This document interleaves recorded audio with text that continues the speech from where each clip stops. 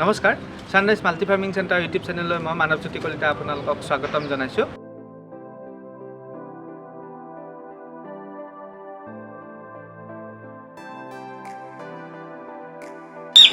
দৰ্শকসকল, আজি আপোনালোকক আমি দ্বিতীয় পৰ্যায়ৰ ভেকচিন কেনেকৈ কৰে সেই সন্দৰ্ভত দেখাবলৈ আগবাঢ়িছোঁ।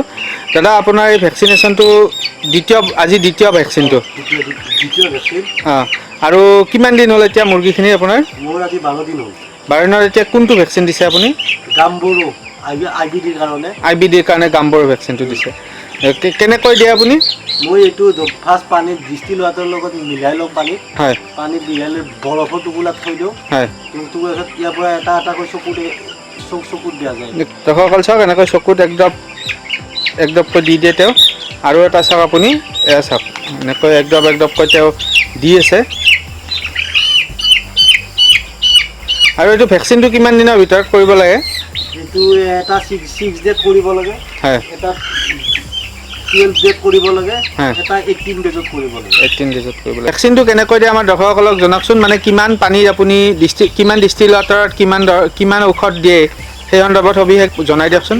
36 ml ডিষ্টিল ৱাটাৰত মই 1000 ড'জৰ এটা ভেকচিন কিনি আনিছোঁ। হয়, কিনি আনি পেলাই মই 36 ml পানীত মিহলাই 1000 মুৰ্গীক মই হেৰি কৰিম, ভেকচিনেট কৰিব। এতিয়া এটা আইবিডিৰ ভেকচিনৰ কেনেকুৱা দাম?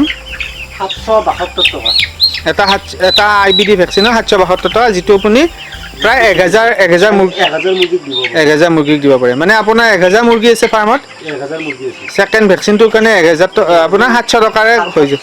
772 টকা দি কিনি আনিছোঁ। হয়, কিনি আনি 1000 মুৰ্গীক মই দি দিম। হয়। ভেকচিন দিয়াৰ আগত আৰু পিছত কিবা সাৱধানতা অৱলম্বন কৰিব লাগে নেকি? যোনদিনা মই ভেকচিনেট কৰিম, হা, কোনদিনা মই পোৱালিখিনিক কোনো ধৰণৰ ঔষধ নিদিওঁ। ঔষধ কোনো ধৰণৰ দিয়া নহয়। আৰু ৰাতি এতিয়া খাদ্য কেনেকৈ বা কিবা? খালি দানা আৰু নৰ্মেল পানীখিনি থাকিব, বেলেগ আৰু একো মেডিচিন নাথাকে। কালি মই ভিটামিন দি দিম। কালি ভিটামিন থাকিব। ভেকচিনটো পোৱাৰ পাছত দুৰ্বল হৈ যাব না পোৱালিখিনি। হয়, সেইকাৰণে কালি ভিটামিন দি দিম ৰাতিপুৱা। ভিটামিন কি? ভিমাৰেল ভিটামিন? ভিমাৰেল নহয়, মই বায়'স্পাৰ্ক ভি দি দিম। বায়'স্পাৰ্ক ভি? গ্ৰথটো অনাটো ভাল হয়। মানে সেই ভিটামিনটোৱে গ্ৰথটো অনাটো সুবিধা কৰে। আৰু আপুনি গোটেই ভেকচিনবিলাক আপুনি চকুত দিয়ে? চকুত দিওঁ। এটা চকুত যিকোনো। এটা চকুত। এইখিনি মুৰ্গীৰ পোৱালি তেওঁ ভেকচিনেট কৰিছে। 12 দিনৰ পিছত তেওঁ ছেকেণ্ড ড'জ ভেকচিনেশ্যন কৰিছে। আপোনালোকক তৃতীয় পৰ্যায়ৰ ভেকচিনেশ্যন সন্দৰ্ভতো সম্পূৰ্ণ বিৱৰণী দেখাম।